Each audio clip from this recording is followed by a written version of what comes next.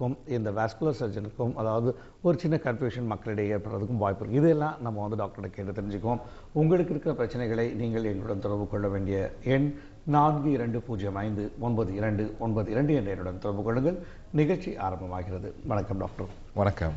So இந்த ஆரம்பத்திலே ஒரு சின்ன ஒரு விளக்கம் நம்ம நேயர்களுக்கு வேணும். இந்த இரத்த நாளங்கள் அப்படிங்கிற ஒரு வார்த்தை தமிழுக்கு இந்த வாஸ்குலர் சர்ஜன் அப்படின்னு சொல்கிறீங்களா, இந்த வாஸ்குலர் இதுக்கு என்ன ஜென்ரலாகவே நாம் ஒரு சின்ன ஒரு குழப்பத்துக்கு ஆளாயிடுறோம். அதாவது இந்த வாஸ்குலர் சர்ஜன் ரொம்ப மக்களுக்கே வந்து ஜென்ரலாக அது பிரச்சனைகள் வரும்போது நரம்பியல் நிபுணருக்கு போயிடுறாங்க. அதே மாதிரி நம்ம கேள்விகளும் மாறி நரம்பியல் சம்மந்தப்பட்டது வந்துடக்கூடாதுங்கிறதுக்காக தான் இந்த நரம்பியல் நிபுணருக்கும் இந்த வாஸ்குலர் சர்ஜனுக்கும் என்ன வித்தியாசம், இந்த வாஸ்குலர் அப்படின்னு ரத்த நாளம்னா என்ன அப்படின்னு ஒரு ஓப்பனிங் கொடுத்துட்டா நல்லாயிருக்கும். ரொம்ப நன்றிங்க இந்த கொஸ்டின் முதல்ல கொண்டு வந்ததுக்கு. ஏன்னா இந்த ப்ராப்ளம் வந்து இன்னும் நடந்துக்கிட்டு இருக்குது. மக்கள் இடையே இந்த விழிப்புணர்வு இல்லை. ரத்த நாளங்கள்னா ரத்த குழாயில் இருக்கிற என்னென்ன வியாதிகளை பார்த்து நாங்கள் பார்க்குறது ரத்த நாள அறுவை சிகிச்சை நிபுணர் சொல்கிறது. ரத்த குழாய்ங்க ரெண்டு விதமாக பார்க்குறோம். ஒன்று வந்து நல்ல ரத்த குழா, இன்னொன்று கெட்ட ரத்த குழா. இது வந்து நம்ம சின்ன வயசில் பாடப்புத்தகத்தில் படுத்திருப்போம். அது தமிழில் கரெக்டாக சொல்ல போனால் நல்ல ரத்த குழாயை வந்து தமனின்னு சொல்கிறாங்க, கெட்ட ரத்த குழாயை சிரைன்னு சொல்கிறாங்க. இதோட ஃபங்க்ஷன், இதோட வேலை என்னன்னு பார்த்தீங்கன்னா, இருதயத்திலேருந்து இருதயம் துடிக்குது, இருதயத்திலேருந்து நல்ல ரத்த மூலயமா மற்ற உறுப்புகளுக்கு ரத்தம் போகணும், அது வழியாக தான் ஆக்சிஜன்லாம் போகுது. அதுதான் தமனின்னு சொல்கிறது அந்த குழாய்களை. அதே சமயம் அந்த ஆக்சிஜன் போய் எல்லா உறுப்புக்கு போன பிறகு அங்கேருந்து திரும்பி வருது இருதயத்துக்கே. அது வந்து சிரைன்னு சொல்கிறாங்க, வெயின்ஸ்ன்னு ஆங்கிலத்தில் சொல்கிறாங்க. இது வந்து இந்த உறுப்புகள் உடம்பு முழுவதும் இருக்குது. அதாவது இருதயத்துலேருந்து போகிறது, மூளைக்கு போகுது, காலுக்கு போகுது, கைக்கு போகுது, எல்லா இடத்துக்கும் போகுது. அதனால் இந்த உறுப்புகள் ரத்த குழாய்ங்க உடம்பு முழுவதும் இருக்குது. இப்போ நாங்கள் வந்து ரத்த குழாய் நிபுணர், ரத்த நாள அறுவை சிகிச்சை நிபுணர்ன்றவங்க வந்து இருதயத்தை தவிர மூளையை தவிர மற்ற எல்லா இடத்துல இருக்க ரத்த குழாயை நாங்கள் சரி பண்ணுறது தான் எங்களோட பணி. ஓகே, ரொம்ப அதாவது ரத்த நாளம் ரத்த குழாயெல்லாம் ஒன்று தான் அப்படிங்கிறத நம்ம சொல்ல வந்திருக்கீங்க. அதாவது இருதயத்தை தவிர மூளையை தவிர மற்ற எல்லா இடங்களிலும் இருக்கக்கூடிய ரத்த நாளங்கள் ரத்த குழாய்களை பற்றி நீங்கள் சரி செய்யக்கூடிய ஒரு அறுவை சிகிச்சை நிபுணர். நிச்சயமாக நம்ம தொடர்ந்து பேசுவோம். முதல் நேயர் வந்திருக்காங்க. ஹலோ வணக்கம், ஆலோசனை நேரம். ஹலோ ஹலோ ஹலோ வணக்கம்மா. டாக்டர், என் பேர் மகேஸ்வரி. சொல்லுங்கம்மா. நான் கடலூர்ல இருந்து பேசுறேன். சொல்லுங்க சார், எனக்கு டிவிடி ப்ராப்ளம் இருக்கு. ஓகே. அப்லாவும் பாசிட்டிவ்னு வந்திருக்கு ரிசல்ட். ஓகே. 3 டைம்ஸ் வந்து எனக்கு அபார்ஷனும் ஆயிருக்கு. நான் ஃபர்தரா என்ன பண்ணலாம் டாக்டர் எனக்கு பாசிட்டிவ் ரிசல்ட் வரதுக்கு? ஓகே, இது வந்து அப்லான்றது வந்துமா அது வெளியிருந்து வந்தது கிடையாது, உங்கள் ரத்தத்திலே இருக்கிற ப்ராப்ளம் இது. அதனால தான் உங்களுக்கு நீங்கள் சொன்ன மாதிரி டீப் வெயின் த்ராம்போசிஸ் நீங்கள் கரெக்டாக சொன்னீங்க. அதாவது காலில் தானே சொல்கிறீங்க, காலில் தானே ரத்த கட்டி வந்துச்சு? ஆமாம் சார். ஆமாம், காலில் இந்த ரத்த கட்டியை தான் டீப் வெயின் த்ராம்போசிஸ் சொல்கிறது, அதுவும் வருது. அதே மாதிரி ப்ரெக்னன்சி லாஸ் சொல்கிறது, மல்டிபிள் அபார்ஷன்ஸ் வரதுக்கு வாய்ப்பு உண்டு. இதுக்கு நீங்கள் தவிர்க்கிறதுக்கு இந்த உங்களுக்கு க்யூர் பண்ண முடியாது. இதை தவிர்க்கிறதுக்கு உங்களுக்கு ரத்தம் உறையாமல் இருக்கிறதுக்கு சில மாத்திரை கொடுத்துருப்பாங்கன்னு நினைக்கிறேன். அதை நீங்கள் கண்டினியூ பண்ணணுமா. இதனால் உங்களுக்கு திரும்பி ப்ரெக்னன்சிக்கு வரத்துக்கு ப்ராப்ளம் இருக்கக்கூடாது. நீங்கள் நல்ல மகப்பேறு நிபுணரையும் பார்த்துட்டு அதே டைமில் ரத்த நாள அறுவை சிகிச்சை நிபுணர், ஹெமட்டாலஜிஸ்ட் 3 டீம் ஒன்றா பார்த்து பண்ணாக்கா நல்லது. ஏன்னா இந்த ரத்த உருகாமல் இருக்கிறதுக்கு உறையாமல் இருக்கிறதுக்கு மாத்திரை கொடுக்குறாங்களே, அதை நீங்கள் ரெகுலராக சாப்பிட்ணும். அதை ப்ரெக்னன்சி டைமில் கொஞ்சம் மாற்ற வேண்டியிருக்கும். அதை நீங்கள் பார்த்து பார்த்தீங்கன்னா மற்ற வாழ்நாள் ஃபுல்லாக ப்ராப்ளம் வரத்துக்கு உங்களுக்கு இல்லை உங்களுக்கு. ஓகே, ரொம்ப நன்றி உங்களுடைய கேள்விக்கு. இதுனா டாக்டர் அப்லா அப்படிங்கிறது என்ன, அது என்ன ப்ராப்ளம்? அது அப்லான்றது APLA, anti phospholipid antibody syndrome சொல்கிறது. இது வந்து நம்மளுக்கெல்லாம் தெரியும், ரத்தம் வந்து கையில் விட்டுப்பட்டாலோ எங்கன்னா அடிப்பட்டாலோ வெளியே வருது. அது கொஞ்ச நேரத்தில் அதுவும் நின்றுடுது, உறையுது. அதாவது ரத்தம் வந்து வெளியே வந்தால் தான் உறையணும். சில பேருக்கு ஓடிக்கிட்டு இருக்கிற ரத்தம் வந்து உடம்புக்குள்ளேயே உறையுது. அது வந்து ரத்தத்தில் இருக்கிற சில ப்ராப்ளம். அப்லான்றது ஒரு குறைபாடு, ஆன்டிபாஸ்போலிபிட் ஆன்டிபாடி சிண்ட்ரோம்ன்றது. இது வந்து வெறும் ஆப்லா சிண்ட்ரோமாக இருக்கலாம், அதாவது அது மட்டும் குறையாக இருக்கலாம். சிலவங்களுக்கு இது வரத்துக்கு ஒரு காரணமாக இருக்கும். அதாவது ருமேட்டிசம் ப்ராப்ளம் மாதிரி, லியூப்பஸ்ன்னு சொல்கிறாங்க, அது மாதிரிலாம் வந்தாக்கா இந்த ப்ராப்ளம் வரும். இது வந்து சிறு வயதில் வருது. அன்ஃபார்ச்சுனேட்லி இது மாதிரி வரவங்களுக்கு முதல்ல பேசுனாங்க ஒரு நேயர். அவங்க சொன்னாங்க ரத்த கட்டி வந்துச்சுன்னு சொல்லிட்டு. அது மாதிரி தான் தெரியும் அவங்களுக்கு. இதுக்கு முன் அறிவெல்லாம் ஒன்றும் வராது நம்மளுக்கு. அதனால் திடீர்னு மாதிரி ரத்த கட்டி வரும். அப்போ செக் பண்ணி பார்த்தா தான் தெரியும் இது மாதிரி இருக்குன்னு சொல்லிட்டு. அந்த ட்ரீட்மெண்ட்டுக்கு நம்ம ரத்த உறையாமல் இருக்கிறதுக்கு இன்ஜெக்ஷன் போட்டுட்டு மாத்திரை போட்டுட்டு இவங்களுக்கு வாழ்நாள் முழுவதும் இந்த ட்ரீட்மெண்ட் கொடுக்க வேண்டியிருக்கும். சிலவங்களுக்கு கன்சீவ் ஆகிறதுக்கு ப்ராப்ளம் வரும். அதெல்லாம் அப்பப்போ நம்ம ட்ரீட்மெண்ட் கொடுத்து சரி பண்ணிடலாம். ஆனால் இருந்தாலும் இதுக்கு மொத்தமான க்யூர் கிடையாது. ட்ரீட்மெண்ட் கண்டினியூ பண்ணிட்டு தான் இருக்கணும் வாழ்நாள் முழுவதும். ஓகே, ரொம்ப நன்றி டாக்டர். நமக்காக இன்னும் ஒரு நேயர் காத்துட்டு இருக்காங்க. ஹலோ, வணக்கம். ஆலோசனை நேரம். சார் வணக்கம் சார். வணக்கங்க, சொல்லுங்க. நான் பம்மல்ல இருந்து டோமினிக் பேசுறேன் சார். சொல்லுங்க டோமினிக் சார். ஐயா, சின்ன வயசுல அடிபட்டு இப்போ ஒரு சில ஆண்டுகளுக்கு முன்பால வந்து கால்லாம் அடிபட்டு அப்படியே வீங்கி இருக்குங்க. அதுல ரத்தம் கட்டின்னு இருக்கு. ஓகே, சொல்லுங்க சொல்லுங்க. இப்ப தடவி பார்த்தா மரத்து போன மாதிரி தெரியுதுங்க. இதனால அந்த காலினுடைய சேஃபே மேடு பள்ள மாதிரி தெரியுது. அத கரையறதுக்கு ஏதாவது எப்படிங்க சிகிச்சை எடுக்கணுமா இல்ல மாத்திரையை சாப்பிடலாமா? அது இன்னும் வயது முதிர்ந்த காலத்துல வந்து எனக்கு எதனா அது சிக்கல்கள். இப்போ உங்களுக்கு வயசு என்ன சார்? இப்போ 58ங்கய்யா. சரி, ஓகே. எத்தனை வருஷமா இந்த பிரச்சனை உங்களுக்கு இருக்கு? அது அப்பப்போ ஏற்படுற அந்த காயங்கள் 5 வருஷத்துக்கு முன்னால, ஒரு 10 வருஷத்துக்கு முன்னால இந்த புல்லட் இடிச்சு அப்படியே காய் அந்த கால் பகுதி ஒரு வீங்கத்துக்கு இருப்பாங்க. ஆனா அந்த இடத்த தொட்டு பார்க்கும்போது மரத்து போன மாதிரி இருக்குது, மேடா இருக்கு. அதுதாங்க. நிச்சயமா டாக்டர் கேட்போம். தொடர்ந்து நிகழ்ச்சி பாருங்க. சொல்லுங்க டாக்டர். ஆமாங்க, நீங்க கேட்ட கேள்விக்கு பதில் என்ன சொன்னப்பா, உங்களுக்கு வந்து ரொம்ப நாளா புண்ணு ஆறாம வந்து போகுதுன்னு சொல்றீங்க. அது மாதிரி தான் சொல்றீங்க. கால்ல எப்பயும் அந்த இடம் மரத்து போயிடுது அப்படின்னாரு. மேடாவே இருக்கு. ஒரு அடிபட்டுச்சுன்னா அந்த இடத்துல வீங்கிடும். அந்த வீங்கினது அந்த இடத்துல மரத்து போயிடுது. ஆறு அந்த கொஞ்சம் இன்னும் அந்த இது இருக்குன்னு அவர் சொல்ல, மரத்து போயிடுது அப்படிங்கிறாரு. இதனால பின்னாடி வந்து அந்த இடமே ஏதாவது ஆழ்மானுக்கு சந்தேகம் இருக்கு. நீங்க சொல்றதை பார்த்தாக்கா நிறைய ப்ராப்ளம் இருக்கிறதுக்கு வாய்ப்பு உண்டுங்க. நம்ம நாட்டில் முக்கியமான காரணம் வந்து சக்கரவியாதி, நியூரோபதின்னு சொல்ற சக்கரவியாதி கொஞ்ச நாள் இருந்தாலே நரம்பு தளர்ச்சி வந்து அந்த இடத்துல உணர்ச்சி இல்லாமல் போயிடுது. அதனால தான் உங்கள் சிலவருக்கு பாதம் வந்து நீங்கள் சொன்னீங்க ஷேப்பே மாறிக்கிட்டு போகுதுன்னு சொல்லிட்டு, அதுவாகவும் இருக்கலாம். அதனால் முக்கியமாக உங்கள் வயசுக்கு கண்டிப்பாக நீங்கள் சக்கரை வியாதி இருக்கா இல்லையான்னு சொல்லிட்டு செக் பண்ணிக்கணும். ரெண்டாவது, மற்ற எதனால் உங்களுக்கு இந்த உணர்ச்சி இல்லாமல் இருக்குன்னு சொல்கிறீங்க, அதனால் அந்த இடத்துல வராமல் இருக்கிறதுக்கு நியூராலஜிஸ்ட் பார்க்க வேண்டியிருக்கும். அந்த என்ன நரம்பு தளர்ச்சி இருக்குதான்னு பார்க்குறதுக்கு. மூணாவது, நம்ம முதல்ல பேசின மாதிரி ரத்த ஓட்டம் சரியாக இருக்கும்னு பார்த்துக்கணும் நீங்கள். ஏன்னா ரத்த ஓட்டம் சரியில்லைனாச்சும் இல்லை அந்த வெயின்ஸ், வெரிகோஸ் வெயின்ஸ், அந்த நரம்பு சுற்றி இருக்குன்னு சொல்லுவாங்க சிலவங்களுக்கு, அது மாதிரி இருந்தாலும் சிலவங்களுக்கு அது மாதிரி மரத்து போய் வீக்கம் வந்து அது மாதிரிலாம் வரத்துக்கு வாய்ப்பு உண்டு. இதெல்லாம் செக் பண்ணிவிட்டு ஃபுல்லாக சொல்ல முடியும். அதனால் நீங்கள் இதுக்கு ட்ரீட்மெண்ட் இல்லைன்னு விட்டுற முடியாது. கண்டிப்பாக நீங்கள் ஒரு நல்ல நிபுணரை பார்த்தீங்கன்னா உங்களுக்கு தீர்வு கிடைக்கும். நன்றி, ரொம்ப நன்றி. நமக்காக இன்னொரு நேயர் காத்துட்டு இருக்காங்க. ஹலோ, வணக்கம். ஆலோசனை நேரம். ஹலோ. ஹலோ, வணக்கம். வணக்கம்மா. நான் வாழப்பாடியிலிருந்து அம்பிகா பேசுறேங்க சார். வணக்கம் அம்பிகாமா, சொல்லுங்க. கொஞ்ச நாளா தூங்கிட்டு இருக்கும்போது நைட்லுங்க சார், லெஃப்ட் கால் இடுப்பு வரைக்கும், அதே ரைட் சைடு கை ஷோல்டர் வரைக்கும் அப்படியே மறுத்து போயிடுதுங்க சார். அதனால ஏதாவது பிரச்சனைகள் வருமா இல்ல என்ன காரணம் அதுக்கு? உங்க வயசு என்னம்மா? வயசு வந்து 28ங்க சார். சரிம்மா. குழந்தைங்க இருக்குதுங்களா? இல்லைங்க. சரிம்மா, டாக்டர் கேட்போம். நீங்க சின்ன வயசு தான் நீங்க, உங்களுக்கு நீங்க சொல்ற கஷ்டப்பட்டா அகைன் நீங்க ஒரு நரம்பு ஏதோ பேசுகிற மாதிரி தான் தெரியுது.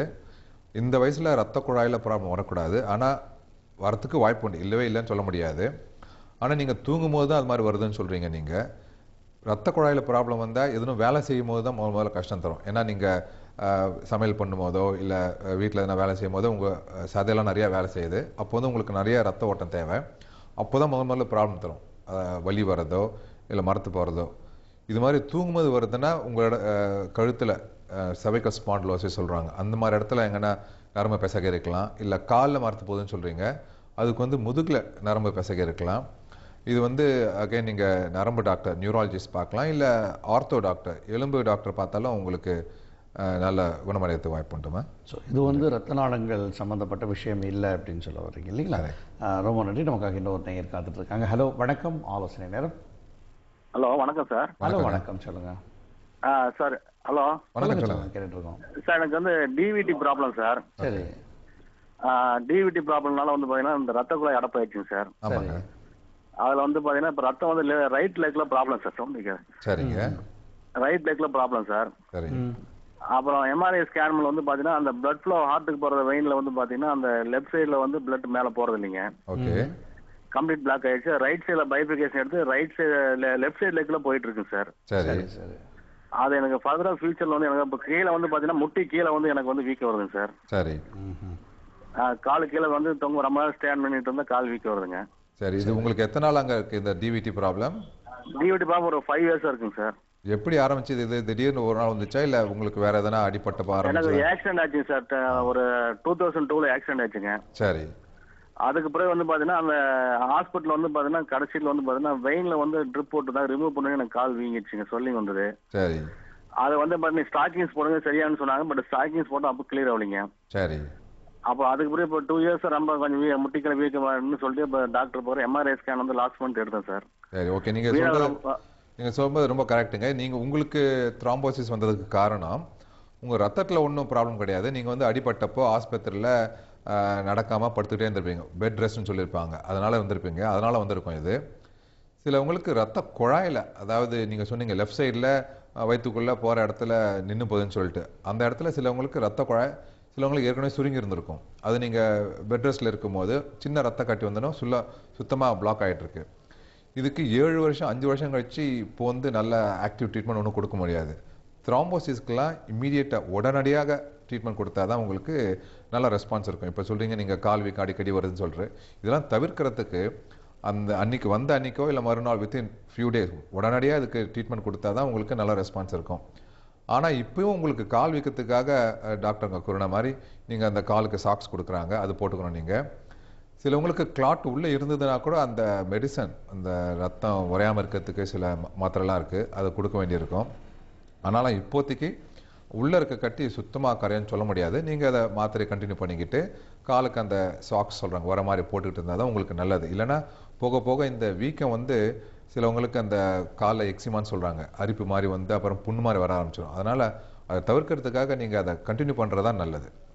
ஓகே, ரொம்ப நன்றி. உங்களுடைய கேள்விக்கு நமக்கு இன்னும் ஒரு நேயர் காத்துட்டு இருக்காங்க. ஹலோ வணக்கம், அவசர நேரம். வணக்கம் சார். ஹலோ வணக்கம்மா. வணக்கம் டாக்டர். வணக்கம்மா. வந்து எனக்கு என்னுடைய பேர் வந்து மைதிலி, 61 வயசாகுது டாக்டர்.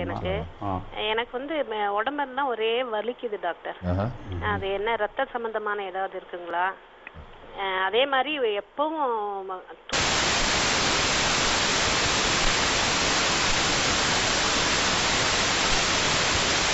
இது வந்து நீங்க சொல்றது பார்த்தா இது ரத்த குழாய் சம்பந்தமா தெரியல.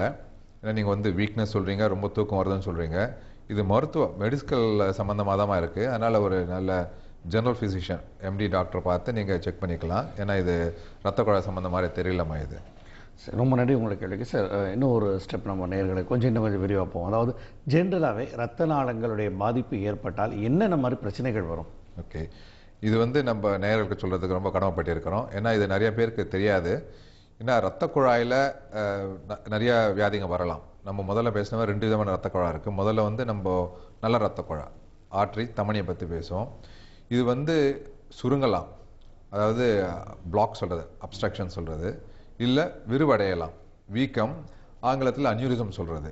இது 2 தான் முக்கியமான ப்ராப்ளம். இது ரத்த குழாய் சுருங்கிறது வந்து ஒரு நார்மல் ப்ராசஸ். வயசு ஆக ஆக 50 வயசு 60 வயசு ஆக ஆக ரத்த குழாய் இருக்க ஆரம்பிக்கிறது. இதுக்கு காரணம் வந்து உடம்புல இருக்க கொழுப்பு சத்து வந்து அங்கங்கே போய் ஒட்டிக்குது, ஃபேட் கொலஸ்ட்ரால் டெபாசிட் சொல்கிறது. இது வந்து முக்கியமாக காலில் வரலாம், இருதயத்தில் வரலாம், மூளைக்கு போகிற இடத்துல வரலாம். ஏன்னா இது ஸ்பெசிஃபிக்காக சொல்கிறாங்க, ஏன்னு கேட்டால் தெரியாது. ஏன்னா சில சொல்லுவாங்க ரத்த குழாய் வந்து போக போக பைஃபிகேஷன் சொல்கிறது, செப்பரேட் ஆகுது, அந்த இடத்துல வரலான்னு சொல்லுவாங்க. இதனால் என்னாகும், ரத்த குழாய் சுருங்க ஆரம்பித்து அந்த உறுப்புக்கு ரத்தம் கம்மியாக போகுது. எல்லாருக்கும் தெரிஞ்சது வந்து இருதயத்துக்கு ரத்தம் போகலாம் அட்டாக், ஹார்ட் அட்டாக் வரும். அதே மாதிரி தான் காலுக்கு ரத்த குழாய் போகிற பிளாக் வந்துச்சுன்னா கால் வந்து சரியாக வேலை செய்யாது. காலில் நடந்தால் வலி வரும். அப்படியே நீங்கள் விட்டுட்டீங்கன்னா போக போக உங்களால் நடக்கிறதுக்கே முடியாது. சிலவங்க வாக்கிங் போவாங்க, கொஞ்ச நாள் 2 கிலோமீட்டர் நடப்பாங்க, அப்புறம் 1 கிலோமீட்டர் சில நாள் நடக்க முடியாமல் போயிடும். அந்த ஸ்டேஜை விட்டுட்டாங்கன்னா கால் அழுக ஆரம்பிக்கிறது. இதுக்கு எல்லாருக்கும் தெரிஞ்ச விஷயம் வந்து கேங்க்ரீன் சொல்கிறாங்க. அதாவது கால் கலர் மாற ஆரம்பிச்சிருக்கும், கருப்பாகிறது, அது போய் கேங்க்ரீன். அந்த ஸ்டேஜ் போச்சுன்னா ரொம்ப லேட்டான ஸ்டேஜ். அப்போ வந்து கால் இழக்க நேரிடும். அதனால் கால் வலி இருக்கிற ஸ்டேஜ்லேயே டாக்டர் நீங்கள் பார்த்தீங்கன்னா தான் அப்போ வந்து இதெல்லாம் பண்ண முடியும். இதே மாதிரி மூளைக்கு போகிற ரத்த குழாய் கம்மியாக போச்சுன்னா உங்களுக்கு ஸ்ட்ரோக் வருது. அகைன் சிலவங்களுக்கு இது வந்து உங்களுக்கு வார்னிங் மாதிரி வரும். சில ஸ்ட்ரோக் வரும், மைனர் ஸ்ட்ரோக் வரும். அப்போயே நீங்கள் டாக்டர்கிட்ட போனால் தான் நீங்கள் வந்து இதை தவிர்க்க முடியும். சிலவங்களுக்கு ரொம்ப லேட்டாக போனீங்கன்னா பக்கவாதம் வந்துடுச்சு, அதனால் ட்ரீட்மெண்ட் பண்ணாமல் போயிடும். அதனால் எந்த உறுப்புக்கு ரத்தம் கம்மியாக போகுதோ அந்த உறுப்பு பழுதாகிறதுக்கு வாய்ப்பு உண்டு. ஓகே, ரொம்ப நன்றி. நமக்கு இன்னொரு நேயர் காத்துட்டு இருக்காங்க. ஹலோ வணக்கம், ஆலோசனை நேரம். ஹலோ ஹலோ வணக்கம் சொல்லுங்க. வணக்கம்மா சொல்லுங்க. உங்க வீட்டு டிவி வால்யூமை மியூட்ல போட்டுட்டு கேள்வி கேளுங்கம்மா. கேளுங்க. எனக்கு வயசு வந்து 40 சார். சொல்லுங்கம்மா. 50ஆ? இல்ல சார் 40 சார். 40 சொல்லுங்க. 40 சார். எனக்கு வந்து அடிக்கடி கையில வந்து அரிப்பு வரும் சார். சரிம்மா. கையில அரிப்பு மாதிரி லைட்டா வரும் சார். ஆனா வீக்கமா வரும். கையிலன்னா இங்க உள்ளங்கையிலயா இல்ல கை மேலே? உள்ளங்கையில இந்த நெகத்துங்க நரம்பு இருக்கிற இடத்துங்கல்ல சார். சரிம்மா சரிம்மா. நரம்பு இடத்துல கையில கால்ல கையிலயும் காலையும் மட்டும்தான். நான் வந்து டாக்டர்கிட்ட போனேன். பாத்திரம் தேய்க்கிற சோப்பு சரியில்லை, அதனால நீங்க மாத்தி பாருனாங்க. நானும் எல்லாமே மாத்தி பாத்துட்டேன் சார். ஆனா அரிக்குது, கையில கொப்பளம் இருந்திருக்குது. அரிப்பு மட்டும் புண்ணெல்லாம் ஆகிறது இல்ல. சரிம்மா. கலர் என்ன மாறி இருக்காமா? அதாவது தோல் கலர் கருப்பா என்ன போயிருக்கா இல்ல? அதெல்லாம் இல்ல சார். தோல் கருப்பாலாம் ஆகிறது இல்ல சார். 2 கை 2 கால்லயும் வருதுங்களாமா உங்களுக்கு? ஆமா இல்ல சார், முதல்ல கையில தான் சார் ரெண்டுமே வந்துச்சுட்டு. சரி. இப்போ என்ன பண்ணுதுனாக்கா கால்ல கொஞ்சம் லைட்டா கால் நடக்கிற பாதையில அந்த விரல்ல வந்து வருது சார் இப்ப. ஓகே. இது உங்களுக்கு நடக்கிறதுலாம் கொஞ்சம் கஷ்டம் இல்லைல்லமா? என்ன சார்? நடக்கிறதுக்கு எதுவும் கஷ்டம் இருக்கா உங்களுக்கு? அதெல்லாம் இல்ல சார், நடக்கிறதுக்குலாம் கஷ்டம் இல்ல சார். அந்த கால்லன்னு சொன்னீங்கல்ல, அந்த சேத்துப்புன்னு சொல்லுவாங்கல்ல, அது மாதிரி இருக்குதா அந்த விரல்களுக்கு நடுவுல? சார் கால்ல வந்து விரலுக்கு மேல சார். விரலுக்கு மேல. சரி. ஓகே. நீங்க சொல்றத பார்த்தாக்கா ஒன்றும் ரத்த குழாய் சம்பந்தமா தெரியலமா இது. நீங்க முதல்ல செய்த மாதிரி நீங்க தோல் வியாதி நிபுணரை தான் பார்க்கணும். நீங்க டெர்மட்டாலஜிஸ்ட் ப்ராப்ளம் மாதிரி தான் தெரியுது. நீங்க அவங்களே கலந்து வசிக்கணும்னு நினைக்கிறேம்மா நான். ஓகே, ரொம்ப நன்றி. இப்போ டாக்டர் நீங்கள் சொன்னீங்க, அதாவது இரத்த குழாய் சுருக்கம், இரத்த குழாய் வீக்கம் அப்படின்னு சொன்னீங்க. ஸோ இதனால் ஏற்பட்டுச்சுன்னா, ஒரு சுருக்கம் ஏற்பட்டுச்சுன்னா அதோடைய சிம்டம்ஸ் வெளியே என்ன ஏற்படும், வீக்கம் ஏற்பட்டுச்சுனால சுருக்கம் ஏற்படும், என்ன மாறுதல்கள் உடலில் ஏற்படும் அப்படின்னு நம்ம நேயர்களுக்கு சொல்லி ஆகணும். ஏன்னா அந்த மாதிரி ஒரு மாறுதல்களோ பிரச்சனைகளோ அவங்களுக்கு இருந்தால் அந்த கேள்விகளும் நமக்கு வரும்னு நினைக்கிறேன். ஒரு சிறிய இடைவெளிக்கு பிறகு நம்ம தொடர்ந்து இதை பற்றி பேசுவோம். நேயர்களே, ஒரு சிறிய இடைவெளிக்கு பிறகு நிகழ்ச்சி தொடரும்.